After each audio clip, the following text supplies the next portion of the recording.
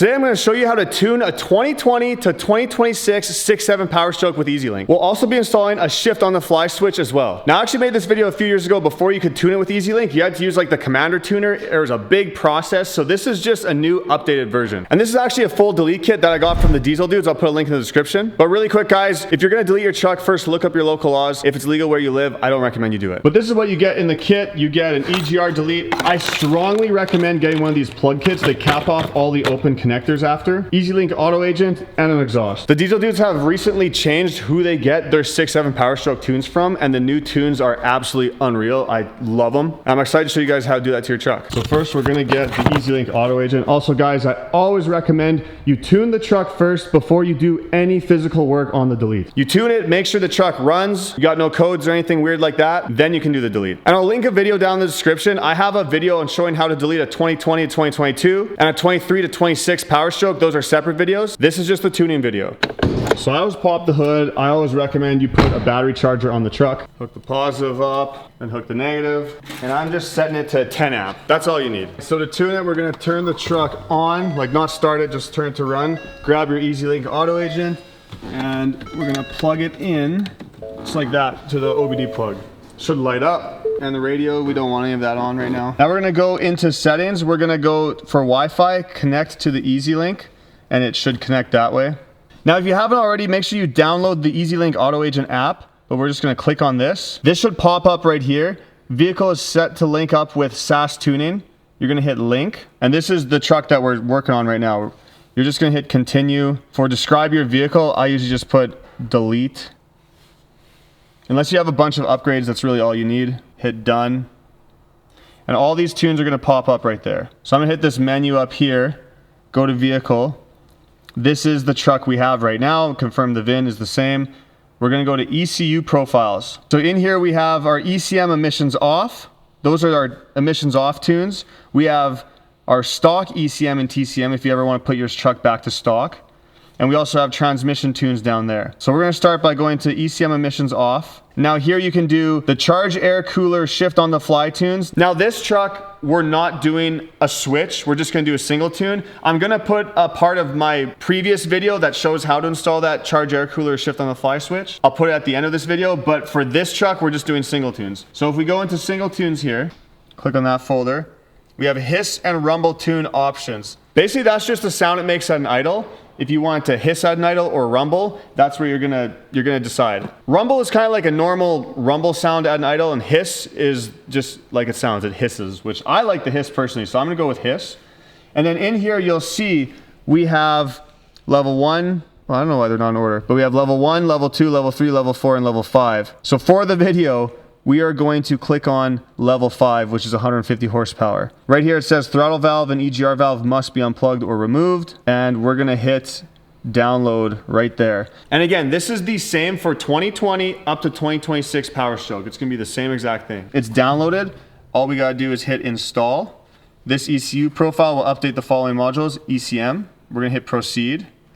It's just making sure we have good voltage. You're gonna have it plugged in on a charger, so hit confirm. And then it's gonna go through some prompts. So it wants us to turn the truck off, so we're just gonna hit the button once. Then we're gonna hit continue. And now it wants us to, again, just hit the button once again to turn it on. And we're gonna hit continue. And now it's just gonna do its thing and program the truck. So as you can see, 8%, 9%. You just wanna leave the phone in the truck, let it do its thing, and when it's done, we'll pick up there. All right guys, 99%. Just waiting for it. There we go. It's probably gonna say to shut the truck off. There we go. So now it wants us to, again, hit the button once, shut it off. We're gonna hit continue. Now it wants us to turn it back on. Hit continue. Installation was completed successfully. So then you just hit let's go, and that's it. So we have now successfully tuned the ECM on the truck. Now, we're also on this truck, we're gonna go back. We're gonna go back again, back to these folders, and we wanna go here to TCM. So this is your choice if you wanna do this. I'm gonna click on TCM, which is the transmission control module. So see, we have different tune folders here. Regular is just like regular shifting, with increased line pressure. Usually it holds the gears a little bit longer. Gear 1 to 3 skip, that means it starts in first gear, but it skips second gear and goes straight to third. That's actually my favorite personally. And then second gear start means that it starts in second gear, so it doesn't actually use first gear. So it's kind of personal preference. You can totally change these tunes as you go, drive them for a bit. You want to really drive them for a couple hundred miles to let the transmission totally learn, see if you like it or not, and if you don't, then you can, you know, switch it. You have the option to do that. Again, these are all the tunes that come with the kit from the Diesel dudes. They're awesome tunes. But in this truck, we're going to go to gear 1 to 3 skip, and you'll see there is high shift, raise shift, or medium shift. If you click on one, like if we click on medium shift, it says shift point structured for stock tire size. And this truck has stock tires. So that's probably what we're gonna use. If you look at a different one, if we do like high shift, it says shift point structured for 37 to 40 inch tire size. So we're not gonna do that. Like this truck has stock tires, so we're gonna go medium shift. It says it's for stock tires, tow haul and exhaust brake modes built for greater efficiency, which is also good. So anyways, we're gonna download this tune and we're gonna hit install. It's going to say this ECU profile will update the following modules. TCM, yes. We're going to hit proceed. The battery thing again, hit continue. And then it's going to make us do the keys again. Turn key off, hit continue. Turn the key to run again, hit continue.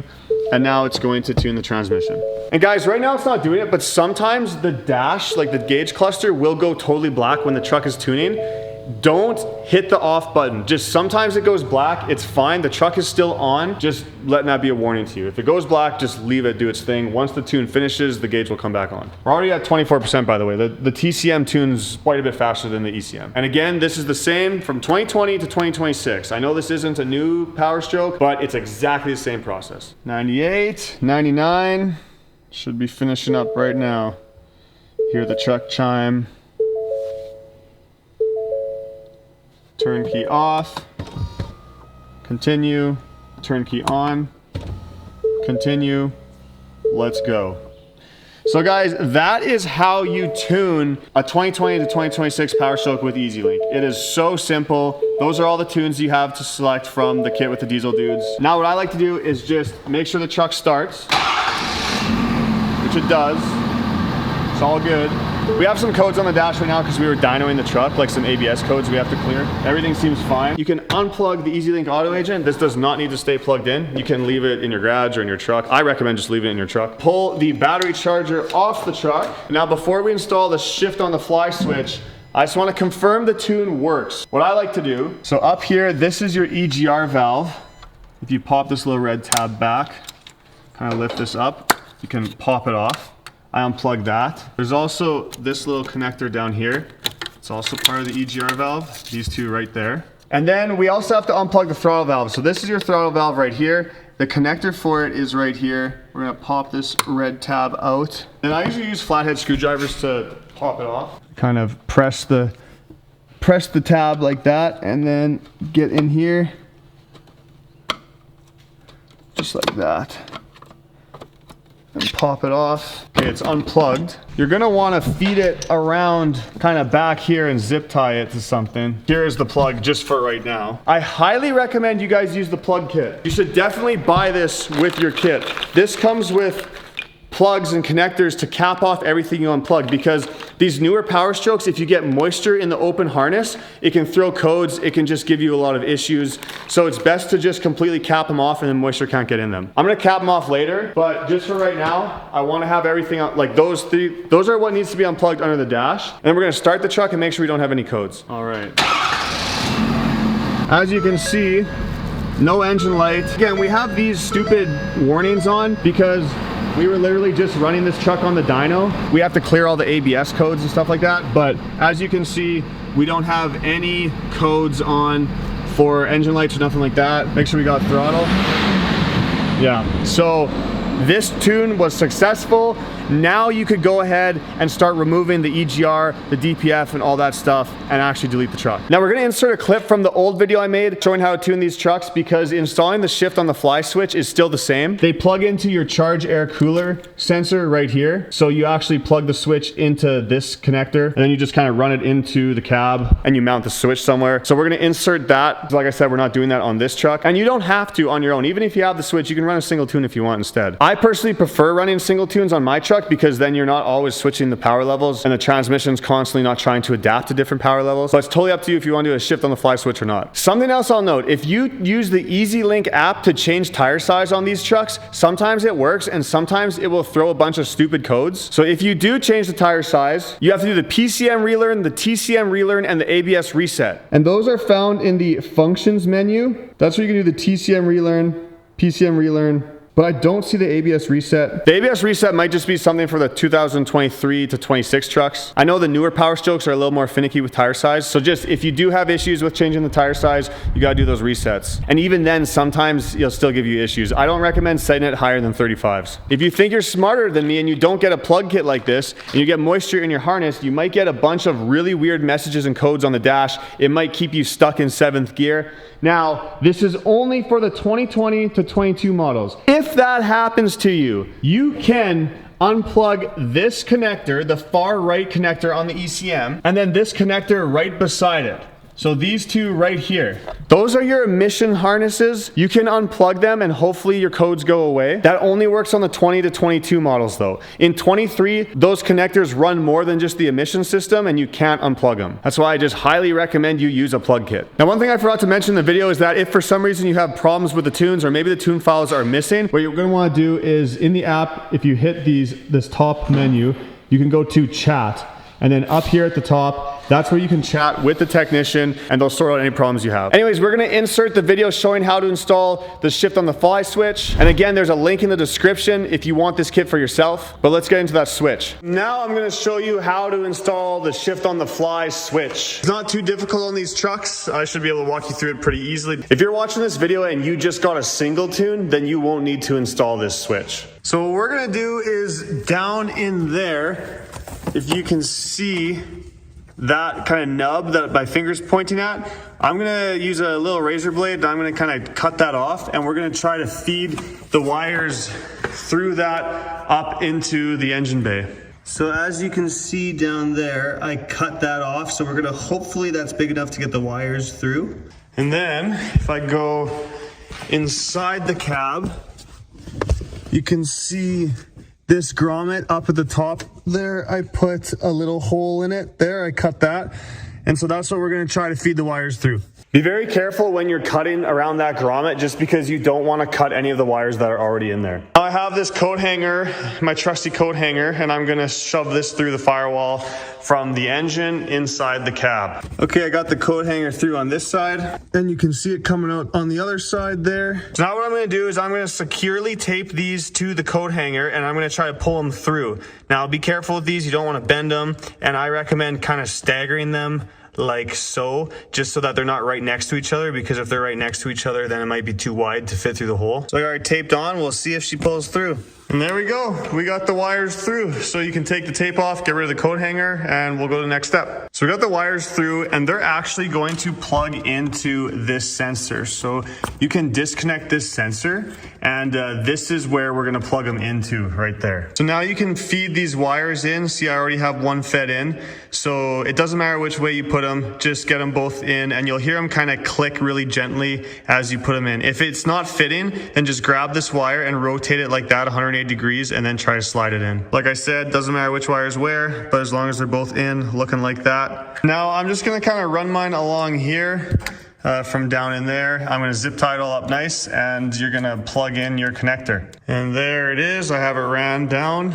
Should be good. I forgot to mention this, but after I put this connector on the switch wiring, I put this black loom that it comes with over top just to protect it. For the switch there, I'm gonna drill a hole here, and that's where I'm gonna mount the switch. You can really mount it wherever you want. We need a little pry tool like that, preferably plastic, so we don't wreck anything. And we're gonna kind of pop this off here a little bit. If you can grab your hand up here and maybe pop it off a little bit with a tool on this side and grab your hand up here, and we're just gonna pull it, and this thing should unclip and just kind of fold down. Work this, get it in there kind of like that, maybe pop this side out a little bit, and we're just gonna fold it all down. Those plastic clips were tight, but there we got it down, and this should be more than enough room for us to work on. So it looks like back here there's some room here for a switch.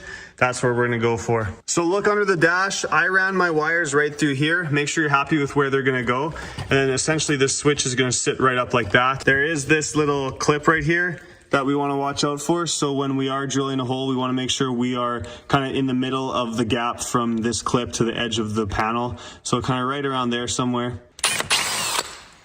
So there's my hole. This is a 3/8 drill bit. Make sure you're using a 3/8 drill bit. And now we're gonna mount the switch up in here. If you wanna make sure your switch has power before you mount it, just turn the key to the run position. And on the back, there's this little white button. And if I press it, you'll see that green light comes on. Right, like that. Make sure you have the switch all the way to the left position and the green light will be the brightest. As you rotate the switch to the right, if you press that button, the green light will get dimmer and dimmer, and that's how you know your switch is hooked up. Grab a 1/2-inch wrench and you can take this nut off. I took that little spiky washer off too. And then this washer that's still on it that has the little detent right there, make sure you keep that in the same position it's in. If you move it to another slot, it will make there be more or less positions on the switch, but you want to make sure that it only has 5. So make sure you're in the number 5 hole right there and that the switch only clicks over 5 times or 5 positions, so 4 clicks. Then this little nub right there on the right side, I use side cutters and I just cut it off flush just because it's more of a pain in the ass than anything. And there you can see I cut it off. So now just feed your switch through and you can put your washers on it there and tighten it up so that it's nice and snug. Now we can just test it, make sure it's all the way to the left, and we have 1, 2, 3, 4, 5. Perfect. Now we're gonna put the knob on. It does come with this sticker. If you wanna put that sticker on there, you have to put this on before you tighten it down. But I just kind of think they look cheap and tacky, so I don't even bother putting them on. But now grab your knob and the Allen key that comes with it, and you're just gonna loosen off this set screw, and you're gonna slide it on to the where you want this little indicator, and then tighten it up. I set it so that position 3 is right up, so I have 2, 1, 2, 3, 4, 5. Back to 3. So that's how I did mine. If you find your switch is hard to rotate, loosen this set screw and just pull the knob out a little bit and then retighten it, because sometimes it rubs on the washers. And now with my remaining little chunk of loom, I'm gonna put it on these wires here, and then we're just gonna carefully fold this back up, make sure the wires aren't getting pinched or anything, and clip this back in place. I guess I could turn the ignition off here. But there's our switch. It's all good. So go underneath the dash, zip tie the wires out of the way so they're not going to rub anything, and that's it. If you want one of these kits from the Diesel dudes, there's a link in the description. I personally vouch for the kit. I know it's a good kit, and I know the tunes are solid. But that's it for the video, guys. If you want to support the channel, you can go to darkirondiesel.com, get yourself some merch, like and subscribe to help us out. Thanks for watching. We hope to catch you on another video. Fast lane when I pass in the street, bag of money in the passenger seat. Simcoe's been asking for me on the road.